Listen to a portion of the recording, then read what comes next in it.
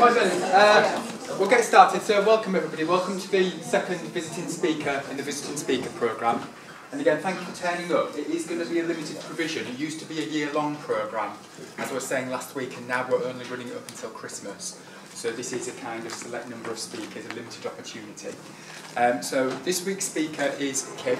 I won't say too much about Kim Thompson. She'll tell you all about herself and her very interesting practice. We don't have a speaker next week. It's going to be the HE Fair, which probably won't affect you in any shape or form. It just means that this room now has to be in it for something else. The speaker for next week was someone called Marvin Close, and he was an author and scriptwriter for television programmes. He's now been moved to later in the semester, just before Christmas. But the week after that, there is going to be a speaker back on called Nicola Harvey, and she's a crime journalist and reporter. So hopefully having that sense of different speakers, different practitioners that may be being given that opportunity to look at things outside your practice. So no speaker next week, back on the week after. Right, I'll let Kim tell you all about that. Hello guys, first of all thank you so much for turning up today. It's really nice to see a full sea of faces. Basically, I do a lot of things, but I guess I come into the term a visualiser, whereas I'll solve creative problems with design. So my main areas are art, illustration and storyboards, and what I hope to do today, even though some of you might not do those specific things, is to talk you through some things that you might do with your creative skill outside of college when you're looking for work, whether you work freelance for yourself or for a company. Hopefully there'll be some things in here that you'll find useful on your journey through that. So I'll make a start. So basically one of the first areas that I got into this practice in was editorial illustration. And by editorial illustration I basically mean the illustrations that you'll see in magazines, newspapers, print media, but also online, as most of them are now. So I'll just talk you through what that entails.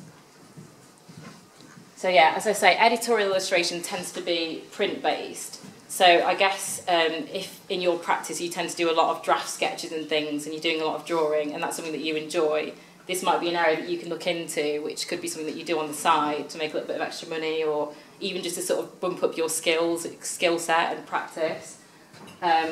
So yeah, what I've said about editorial illustration, it's quite a good opportunity for ongoing work. So you might perhaps, if there's a magazine that's published, like a local magazine that runs every single month, you might form a partnership with them where you perhaps illustrate one piece a month for them and get paid. The other thing about editorial illustration, it's really good for portfolio building. So if you're needing to create more images for your portfolio, it's a good way of sort of generating images and also having stuff in your CV where you can say, right, I've done this for this person, and that looks quite impressive. The other thing about editorial illustration is you tend to work for an art director. So they will basically give you a brief on a specific subject. So it might be an illustration that you do for a news story or something, and you have a set period of time to produce that illustration. And you can be, depending on the art director, you can be quite free or you can be quite limited in what you can produce. But sometimes working to those deadlines is just really good in terms of getting your ideas brain generating ideas quite quickly, and in terms of just finishing things off. And I know as an artist sometimes things never feel finished, but these are quite good for just forcing yourself to finish things. So yeah, they can be set briefs, and sometimes the deadline can be very, very tight, say a week. Sometimes it can be up to a month, which is always lovely, but it can vary. And yeah, basically with editorial illustration, if you wanted to break into it initially, you might approach, as I said, a local newspaper or magazine who probably would ask you to do stuff for free if you were new, which is a bit of a bummer, but at the same time, it does all lend itself to your portfolio. But then off the back of that, you can actually end up getting paid okay for it. Say, for example, magazines like FHM and the 14 Times will pay you, say, £200 for one illustration that might only take you a couple of hours. So you can see it goes from being sort of minimal to quite decent rate for not very many hours work. So I'll just show you some examples of the kind of editorial illustration I do and for who.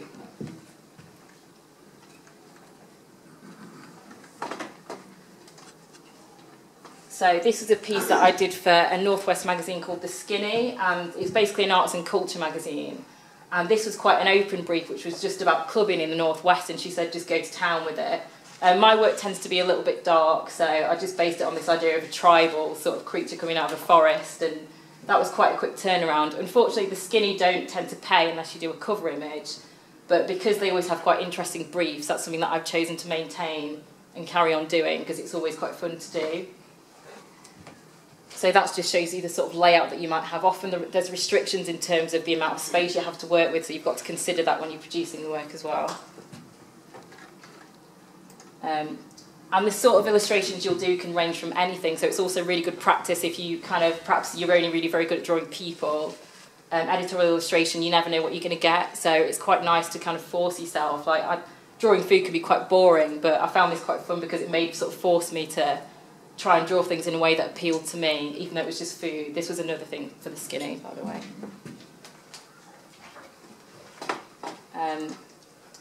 Yeah, and this was a piece that I did for FHM magazine, which sounds a bit weird, the idea of illustrating for them, because obviously they're famous for tits and bums and things, but every now and again they'll have a piece that's, you know, just a feature piece, like an article about a person. So this was an article about the snooker player Ronnie O'Sullivan, I don't know if you're familiar with him, which was just a sort of a piece about him being sort of legendary and an interesting character.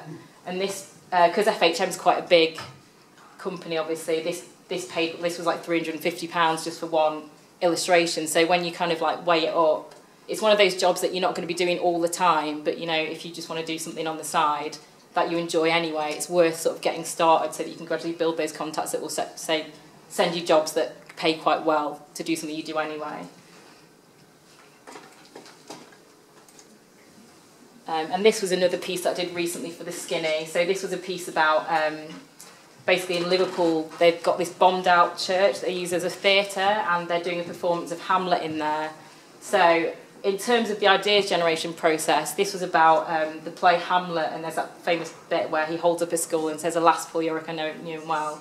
So because they were doing a horror theatre piece based on Frankenstein, I wanted to tie in that sort of notion of horror and theatre traditional images to come up with this. So it was kind of a loose brief, but at the same time it needed to reflect what was in the article. So that just showed you a bit of the process of ideas generation you might go through to produce an image. So, oops, sorry.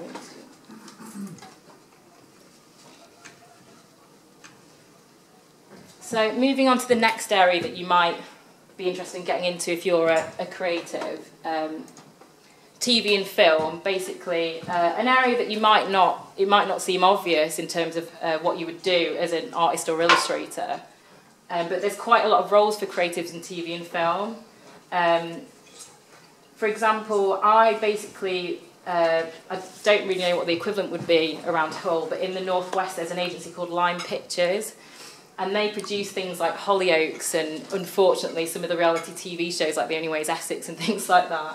But I got onto, they offer a lot of work opportunity experiences during the summer, and I got onto a programme where I was a set dresser for them. So set dressing basically involves everything that you see in the background, like the furniture, some of the decoration, the ornaments. A set dresser puts that in place. And a lot of that role it can range from anything to tidying up a set. Like the sets on Hollyoaks, which I was mainly based on, would often be an absolute mess, and you'd have to sort of get that looking, you know, like it was the McQueen's place again, or, you know, changing sets around. Yeah, tidying up to actually sort of making props and things for the background. So I'll just show you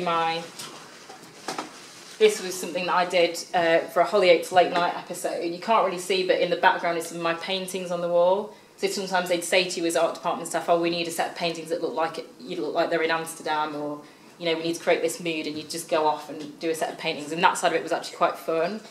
And in that scenario, we worked in a team of staff of 500 people, and it was quite a nice environment because that's all they do. Whereas some TV and film work, you might just do it as a one-off project in a one-off space. But Hollyoaks and Lime Pictures are their own sort of place. So if you ever sort of go and study in the northwest, Lime Pictures are a really good production company to get in touch with, because they're very open to new people coming in, and you can sort of learn and go off and do your own thing.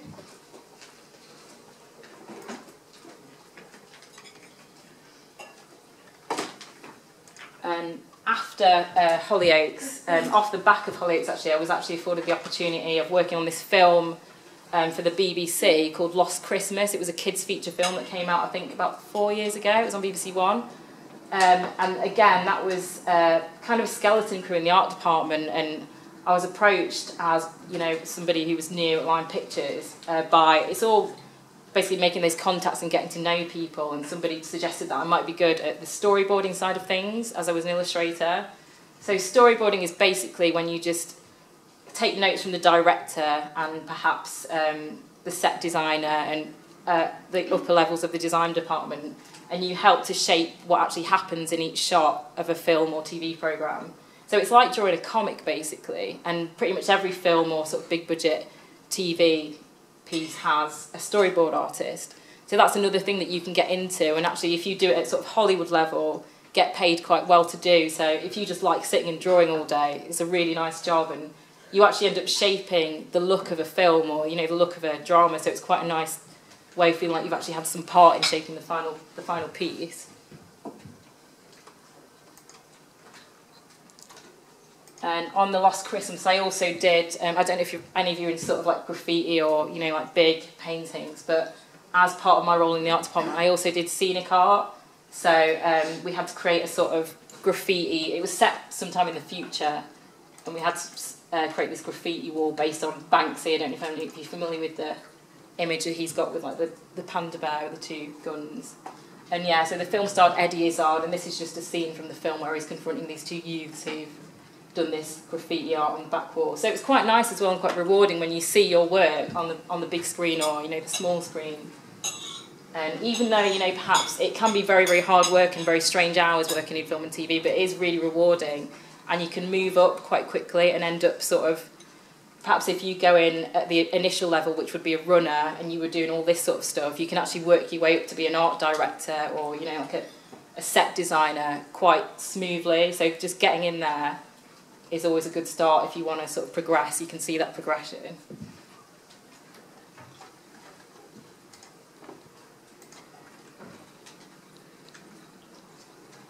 So yeah, some notes on working in TV and film. There's lots of opportunities as a creative to work in TV and film, whether it's costume, makeup, art department. There's loads you can do. It's all about just getting in there. The only thing about getting in there is quite hard to find out how to get in there. For example, you won't see on a jobs website, we're recruiting for this film. You might have to go to specialist sources, or if you know that something's happening in your area, you might just have to sort of call somebody or, kind of look on specific websites, which I'll show you later, some good links for websites for finding out about film and TV work.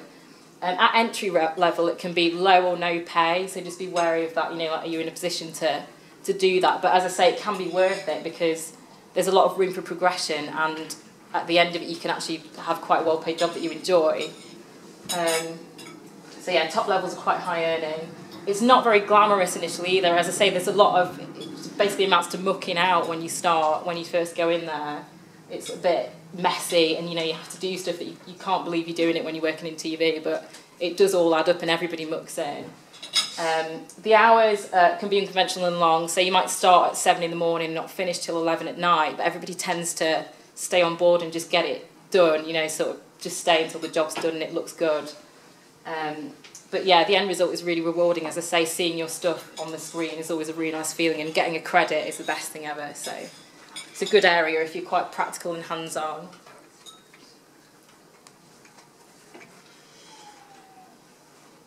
So yeah, this is another thing that I do on the side. As I say, I wanted to try and sort of cover a lot of areas that you might have not thought you could work in. I sort of fell into this. I just like dogs, and I started painting them, and it turned out there was a market for that. So I started doing dog portraits. I kind of see these as bread and butter commissions. So basically, if there's a skill that you have, say you're really good at making, like, I've got a friend who makes bum bags, and that's mainly what she makes, bum bags and sort of like furry hoods and stuff. And on the side, she has a shop on Etsy and just takes orders for those, just in the background rolling along. So this is the kind of thing that I do. So if there's a skill that you have that it doesn't take you that much, you're naturally good at it, and again, it might be something that you don't want to do all the time, but you're happy to do it on a commission basis, and it's sort of, maybe around Christmas you want to make a bit of extra money. It's really good to have that kind of presence online where people know that they can order something for you that you specialise in, that perhaps doesn't take too much out of your time, but it's like another just really nice way to make a bit of extra cash. Yeah, again, like with this stuff, I don't like to do it loads because it's a little bit cheesy, sort of watercolour portraits of dogs. but at the same time it's a really good opportunity to hone my skills in watercolour painting. So I would say if you're doing this kind of thing, make sure it's something that is kind of going to feed into your main craft, you know, that you enjoy it and it is useful and you're not going to get sick of it. But yeah, for me that's that sort of bread and butter project, is paintings, which are pretty straightforward.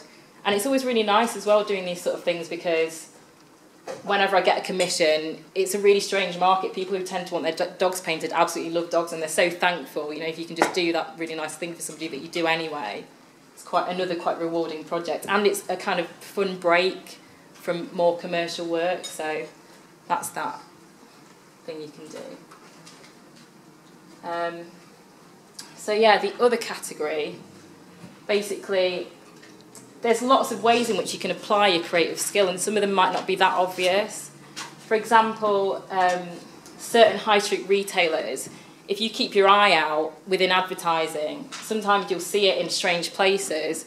So I don't know if some of you have heard of a shop called Jigsaw. They're kind of, I was just talking to Steve about them actually, they kind of go up and down in popularity, but they've just relaunched as a menswear, specialising in menswear as well as women's wear.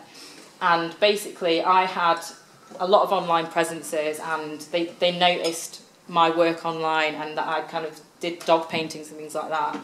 So their store in Spitalfields in London had a dog pageant walking past it during the bank holiday, and they like to have exhibitions in their window. So they contacted me to see if I wanted to put some of my dog-based work in their display window. So that was how that came about, just basically being visible, which I'll talk about later. And kind of, sometimes it's just seeing that niche, or maybe even creating a place for yourself in a market where you think, actually, perhaps I could do something for them. So it might not be totally obvious, as I say, with like a menswear retail brand, like just keep your eye open for places, you know, you might see a mobile phone advert that's like done all in illustration, and like the more you're looking for a thing, I think you start to actually notice it and think, oh, where would I fit in there? And, you know, kind of contact somebody to say, oh, I do this. I think it would be really good for your product. So don't be afraid to sort of carve a little place for yourself in terms of what you do, and just make people believe that they need you. You know, never think that you need them. Just always kind of make people think, right, I've got something for you and I can do this and I do it well. So yeah, off the back of that display window, basically, I got, they really like my illustrations sort of at head office. So when they relaunched as a menswear brand, I went down and they did this shoot basically with just a group of guys who were sort of average guys who had interesting jobs. So as part of their campaign for formal wear and denim wear, they basically photographed this set of guys in different looks. So this was part of the formal wear campaign. I went down and I actually sketched live some of the guys during the shoot. And from those in the photographs, I made a series of minimal illustrations, which also went up in their window around the stores in London for Jigsaw. So these are just some of the illustrations from that project, which is really fun to do actually. And again, it's one of those things that I never expected. Sometimes things come up that you don't expect you'd end up doing.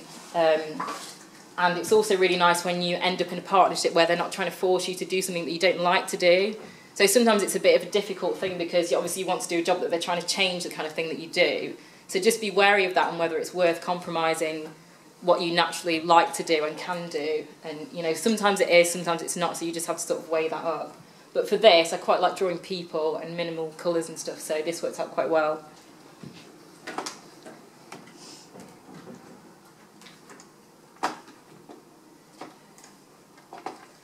So yeah, these are a couple of the illustrations that I did for the denim campaign. And the only way that they really directed this was that they had a set colour palette. So apart from that, I had quite a lot of free reign to just do what I wanted. And what they did with the final images, I'll just show you the last one. I produced 8 in total. And with the final images, basically they had different display windows. So for each display window, they had a different model. So this guy was called Harry, and he was a tattoo artist. So for one of their stores, they've got a window just full of pictures and illustrations by me of him and the clothes and stuff, which I think is quite a nice way to sort of create an unusual ad campaign in a menswear store. Something a bit different from the usual sort of mannequins and photographs and things.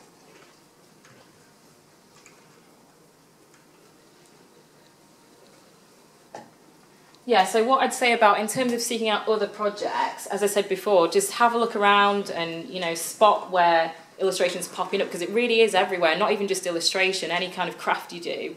things come in and out in terms of trends. You know, like I remember there was a phase when I was at uni of sort of like that sort of naive folk art being in style, and now it tends to be more sort of heavily detailed illustration work, and not even just illustration. I know there's one illustrator who uses stitching to illustrate and that kind of thing, and if you just become really, really good at what you do, you don't really need to adapt either. I think people will start to seek you out. So I'd just say just have confidence and consistency in your ability, and eventually if you just keep building that up, people will just come to you and like just stay in sight, which I'll go into a bit more later. And yeah, another point I'd like to make about looking for opportunities in this sort of other area, just make sure you keep your contacts up to date. So whatever contacts you get that you think, it sounds a bit shallow, but you think will be useful, just perhaps things like having a newsletter that you send out at the end of each month to let everybody know what you've done that month, so they can see, you know, right, they're still doing stuff, and that you're always in the forefront of people's minds. So a newsletter is good for your contact base. And I don't think people really get annoyed with that sort of thing, as long as you're not bombarding them with information. If you perhaps once a month, or even if you ask them before, can I add you to my newsletter and just let you know what I'm doing each month, then that's totally fine. Also a good way to stay up to date is just to follow blogs and Twitter, and so use social networking to your advantage. I mean, obviously we all use it for friends and stuff like that, but it's also really useful for your career. So if there's a particular interest you have, make sure you keep up to date and like follow loads of blogs, and you know, find people on Twitter and just have a look at what they're doing. Sign up to newsletters on websites that you subscribe to and things like that. And yeah, just try and stay in the loop all the time, and maybe set aside a bit of time, like one day of the week, where it's just solely dedicated to looking for those contacts and looking at work-related stuff as opposed to friends-related stuff.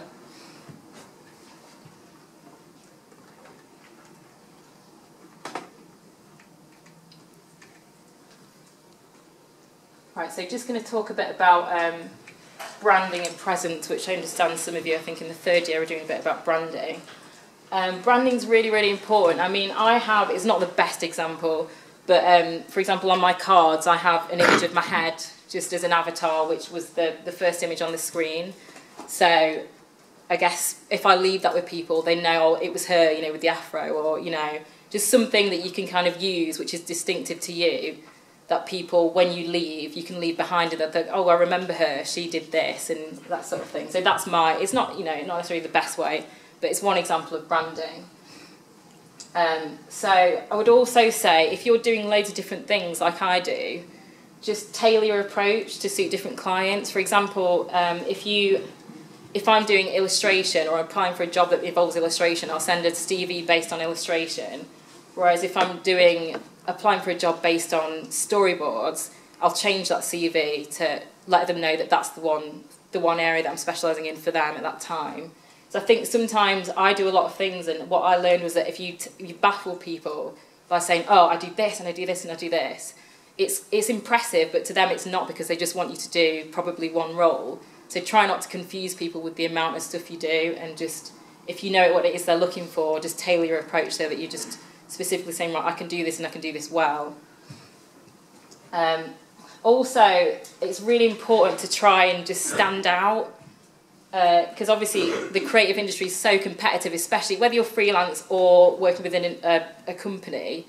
Just try and stand out with creative CVs and business cards. You know, a CV doesn't just have to be black text on white paper. I've got some examples here that I'll show you. And a business card just doesn't have to be your name and contact details. It can be anything, which it can be that if you want and that's appropriate. But I think if you're in the creative industry, you want to try and make it something that stands out and is personal to you and has a bit of your personality in there. So I'll just show you some of those examples first, actually. So here's an example that I quite like. A makeup artist who basically, I think she actually created this with a stamp. So she's had a stamp made of like a pair of lips with her details contact printed into it, and just used serviette so that this is actually her business card. So instead of a piece of card, she'll give out, you know, this serviette, which I think is quite a nice little play on, you know, like when you blot your lipstick, and like obviously as a makeup artist, it's something a bit different that, you know, some people might just lose that in their bag, but I think the idea is quite nice, you know, something a bit different.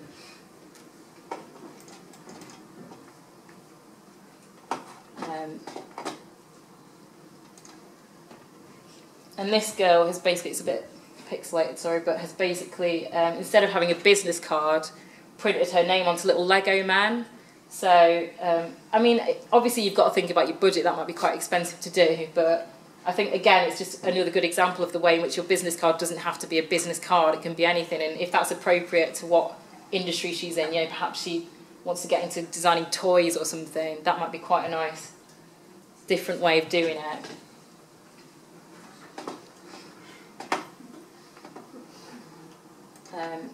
Yeah, so this guy is a graphic designer, and he's basically created, instead of a CV on a sheet of paper, he's made himself a sort of brand of cereal. So as you can see, when you get cereal, you'll have like all the vitamins that are in it and stuff like that. So he's done his own name and head is like the name of the cereal, and then all the vitamins and stuff coming on it are just his qualities. So you can see the way in which he's played with that traditional format that when you first look at it, you think, oh, a cereal box. And then on the side, I think, instead of the ingredients, he's put all the different things that he can do. So his CV is actually where the ingredients would go on the side. So I think if you think about a design agency, the amount of CVs and things they get through the post every single day, the amount of emails, I think if you were recruiting and you were to get something like this through the post, it would just sort of pop and stand out, and you'd think, oh, I'll read that. That looks really interesting. So yeah, that's just another example of how you can make things a bit more interesting. And then finally, I quite like this one. A girl who, I guess she does textiles or something, but instead of a paper CV, she sewed it all on there. Sorry, it's a bit grainy again, but yeah, she's just basically like either hand printed and sewed in some of the text and like sewed around the edge, and it's all on fabric. So I thought that was quite a nice example that you might be inspired by. Yeah, and this is just a more sort of straightforward, just a guy who's a graphic designer, but has done it in the style of sort of old-fashioned 1950s advertising. So it's just that, I guess that's just to show what he can do, you know, what he knows about. He's obviously knowledgeable on like the look of 1950s advertising. I think that's quite a nice CV. It would definitely stand out if you had that in a pile anywhere rather than the usual format.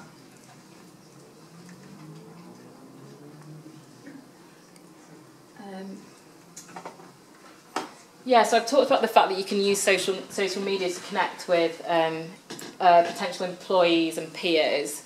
So what I would advise as well is have your own sort of like social media presences for your friends and things, and then create new ones for yourself as a brand. So, you know, and be consistent across those. So if somebody wants to find you and say you're a textile designer, make sure that it's obvious that it's you in each one of those profiles. Sometimes you might have to change your name a bit because somebody may have taken the name that you want. But just if you have some sort of, I don't know, whether it's like a header that is consistent across all profiles or something like that, it's quite nice in that people can at least recognise it as you. I'd also say just make sure that you do have social network presences because you want to be easy to find. Like the worst thing is if you get in touch with somebody, say they lose your card and perhaps you've got a name that's, you know, not that easy to remember, or, you know, you've told them a bit about yourself, but not all of it. If you're easy to find, then they'll probably be able to find you now on the internet anyway. So just heavily tag everything that you post as well, so that your stuff's always out there and relevant in whatever area you're in. And make sure that you are easy to find with like an easy enough website address and lots of bits of branding that are all about you, all over whatever you do. Also try and just regularly update as well when you are trying to brand yourself. Just at least, I think once a week's quite good. I mean, I say that I definitely don't update once a week, but that's a good time frame to try and stick to once a week. Even if it's just not about your own practice, even if you see an article, say, oh, I really like a piece in this fashion show, just stay connected with that world, basically. Yeah, so stay up to date with your chosen industry. And sort of pay attention to trends as well, and how can you use them to promote yourself. For example, on Twitter, they have a trending bar, don't they, where you can see what people are talking about that week. And just have a look at that and see, say, for example, if there's hashtag painting in that trending bar, I'll just tweet something, you know, that I've done that week that relates to painting, and I've actually attracted extra followers from that, and, you know, that's just quite a clever way of using it to market yourself.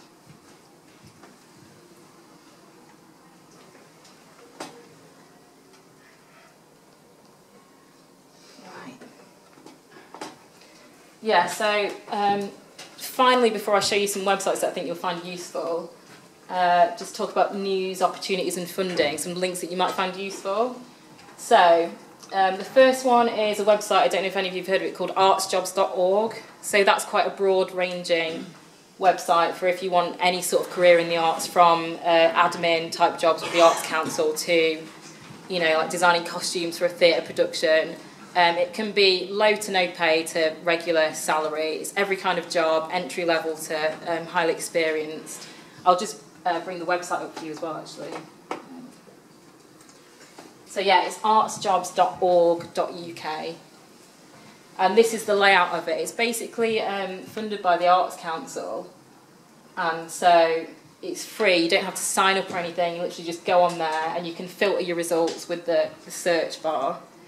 And it has jobs, but it also has news and things. So if you want to find out about perhaps residency opportunities or work experience, workshops, things like that, I can't recommend it enough. Actually, it's really good. Like I've gotten jobs via this website before, and it's often you just apply with a CV or you'll get somebody's email address and you can contact them that way. And yeah, they have jobs within every single sector, as I say. So for anything that you're doing, this website is really useful. And the fact that it's free, because a lot of creative websites charge you, which I think is crazy. And yeah, it's really easy to navigate your way around. Jobs or news, whichever thing you need, it's really easy to find. So yeah, that's the first one that I would use as sort of like a starting point to find out about what sort of jobs are available in the industry, and like you can actually apply for them quite easily.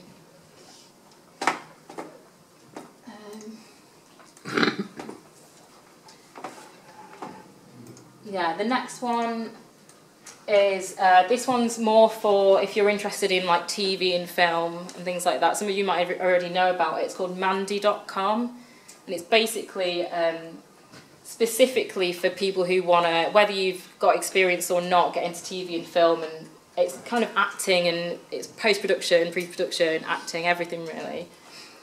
And I think it's a worldwide web. I think they've recently changed it so that you can just look at UK-based jobs, but there's opportunities all over the place, and you can find sort of like search specialist areas and things as well. I'll just show you the actual website so you can see. So yeah, it's just mandy.com for TV and film production resources. So as you can see, not only can you find jobs, but you can advertise your own skills. So these are jobs at the top and then services at the bottom, so you can have a sort of portfolio or CV online. I don't think this costs anything. They might have changed it. It didn't used to. I'm pretty sure it's free. I think it depends on what sort of presence you want on there. I think if you pay, then perhaps you'll be at the top of certain lists, but if you don't, then you can just use it for free. But this is really useful for finding out about things in your area as well, so you can filter the results so that if they need like a runner for an art department in Hull, then you can actually filter it to see what's available that week or that month or whatever. And they let you know whether the job's paid or not up front, so you know what you're getting into straight away. So that's quite a nice one for anybody interested in being film TV crew.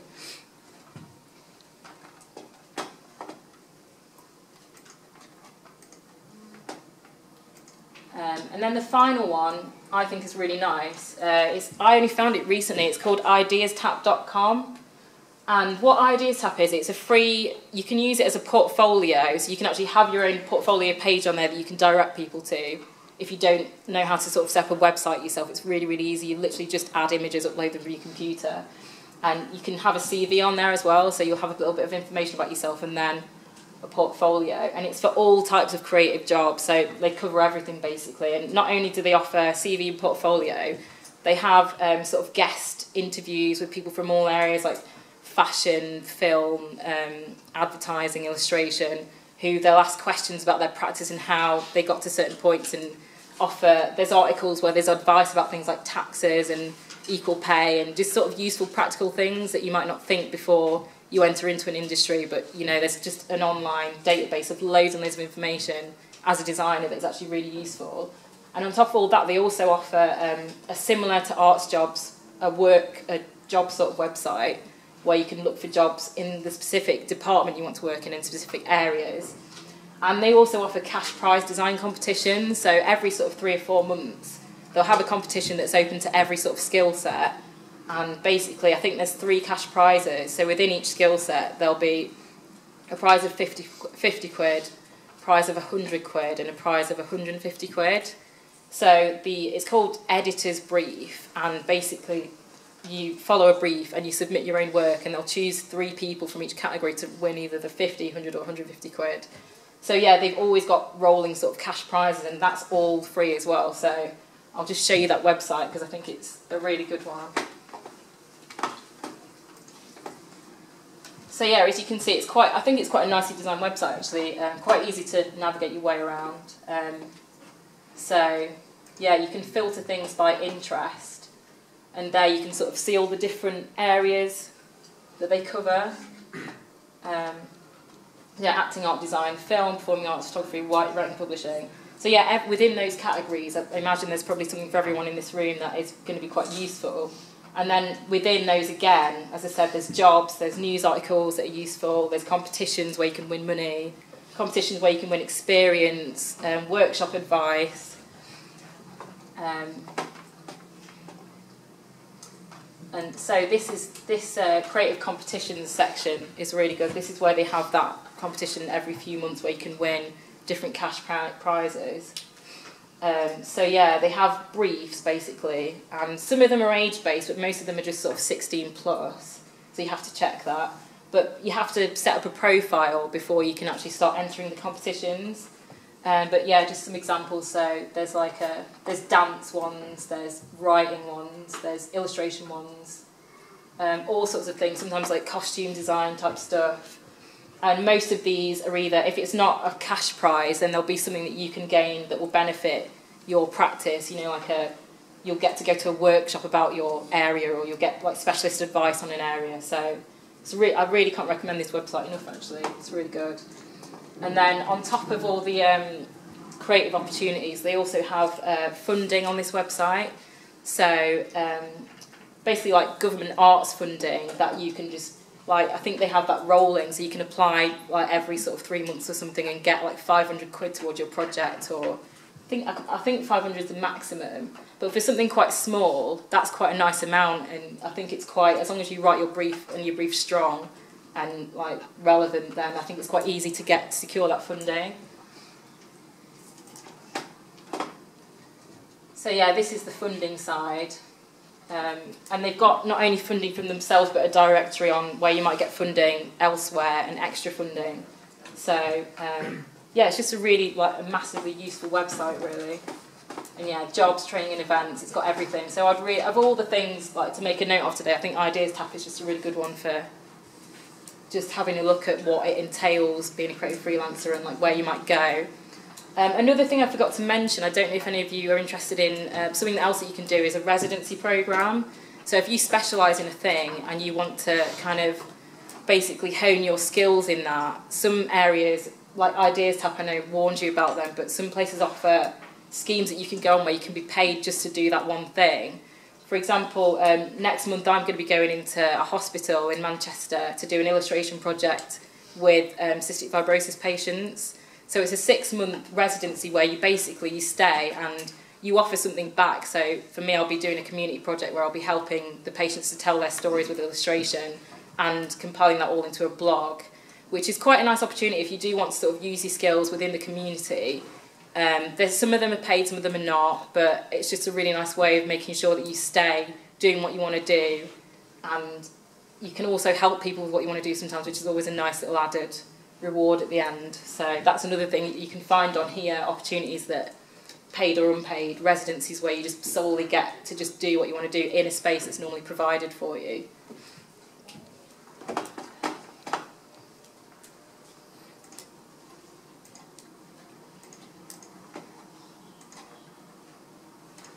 Yeah, I think I've finished really, really early. That's about it.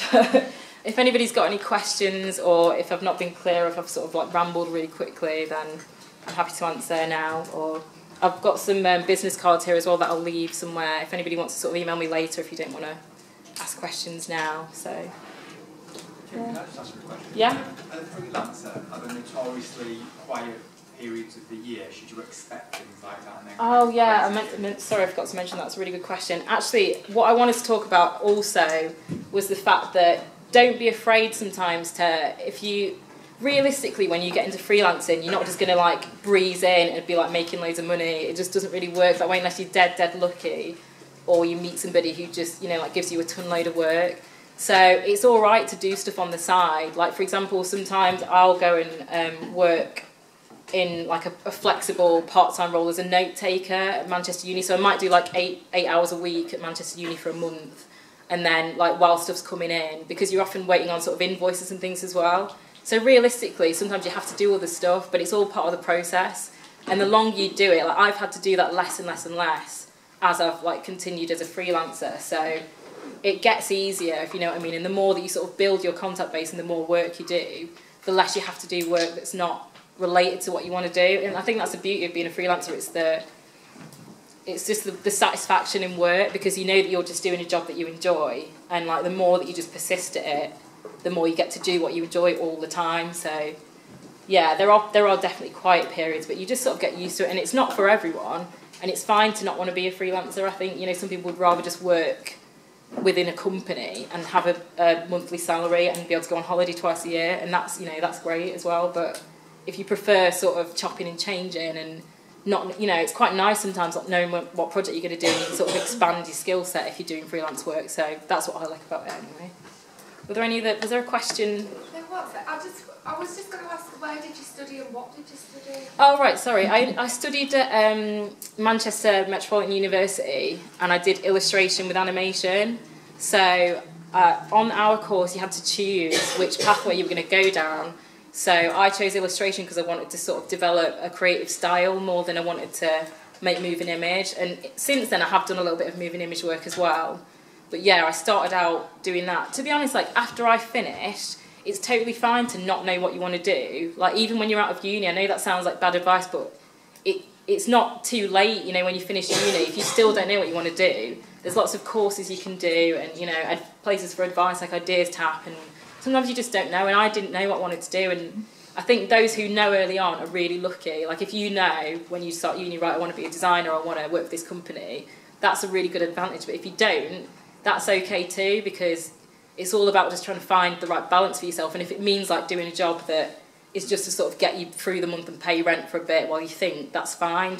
I'd just really advise just not sort of, don't feel stressed or pressured. Like it's good to know, but if you don't, then there's time. Like you can sort it. Like there's ways you can sort it out. Any other questions? I'm trying to think if there's anything else I was going to say. No, yeah, I just wanted to say as well, just be confident in what you do, and like if you want to be a freelancer, it's discouraging sometimes, because there are times when you might go sort of 2 months with no money, nothing coming in, and you're like, oh, and you see your friends that are becoming teachers, or, you know, getting jobs that are like just quite consistent pay, and you're like not doing that, and you can't get involved in anything, and it's really like, it is quite difficult.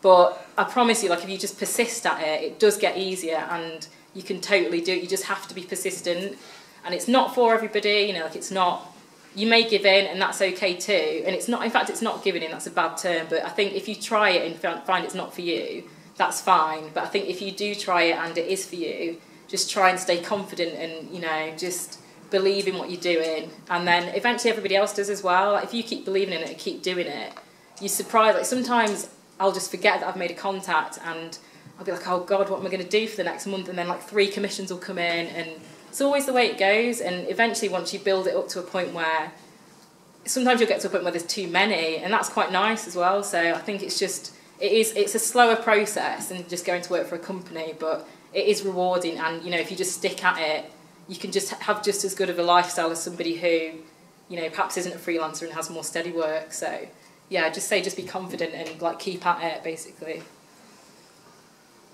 Anything else? No, just that's where you're based. I'm based in Manchester, Right. yeah. So, I mean, obviously with creative roles, a lot of people tend to go to London, but Manchester's quite good, especially since Media City. They've all got all that new sort of tech, and the BBC are there, which opened up quite a lot of jobs. So if you're, especially, I mean, for me, there's not really necessarily a place there because I specialise in illustration, but if you're more technically minded, say if you do editing or those kind of roles, there's quite a lot in Manchester to do, and there's so many sort of new animation companies starting up there, and you know, advertising agencies. There's loads, so you don't have to go to London if you want to stay in the north. Like Manchester's a really good place to stay, I think. Anything else? I think that's it. Thank you. Okay, thanks guys for listening. Thank you.